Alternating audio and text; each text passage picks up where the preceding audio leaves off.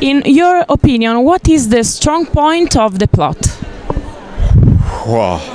Revenge. I mean, it's I'd say one of the best written revenge stories of ever. I mean, it's a calculated and complex story with wildly deep characters that are rich and full. But I mean, it's an epic. It's an epic, and it's not only a great story, but it's a great message to the world that revenge is not the way forward. Like, don't be blinded by rage, don't be blinded by hatred. Forgive, love, peace, grow, evolve, and Edmund is not in the right.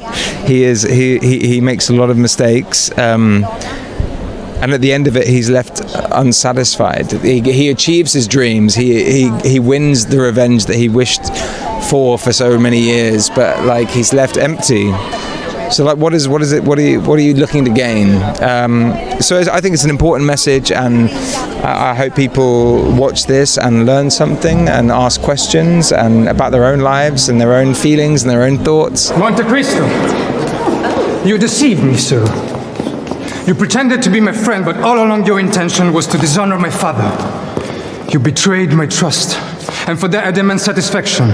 There's a lot of themes in this movie that I think still resonate with an audience of today's society, and I think that's one of the reasons why this novel is still hailed as one of the greatest ever written, is that it's timeless. Like, these themes, love, hope, revenge, anger, like these are themes that every generation, for not only this generation like that we live in right now, but like for years and many centuries to come, will be able to resonate with. It's an epic story of how not to live your life. Don't live your life blinded by hatred, because it will inevitably. I think there's a great quote that Abby Farrier says to Edmund, which is, when seeking revenge, you better dig your own grave first. It's like, you will lose everything.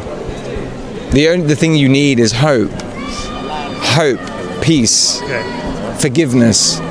Edmund is blinded by his rage, and at the end of this series, this story, this tale, he's left empty. So there's no winning when you chase hatred. Consider the challenge accepted. Nowadays is very different to back in the 1900s, 1800s, where this story is set. So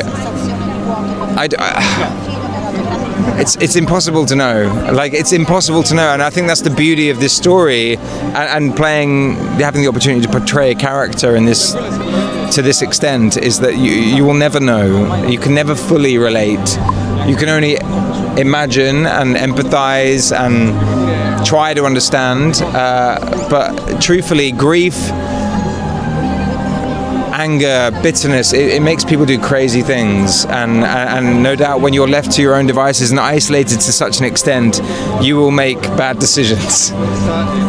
Your imagination will run wild. If you don't already go mad, you will inevitably drive other people mad. And for me, if it was me, I'd want to hold my children is the first thing I want to do. Come out and be try to go back to some normality, but it's impossible. Like, you've just lived half of your life in a box. When we get out of here, we're going to be very rich men. Both of us very rich. In knowledge? No, in wealth. Hope or knowledge? Hope, always. Avenger? I want to be Really? Oh, yeah. If you can have them both, great. But hope is a fantastic thing to have to get through life, because we all have, ups and downs, problems, whatever.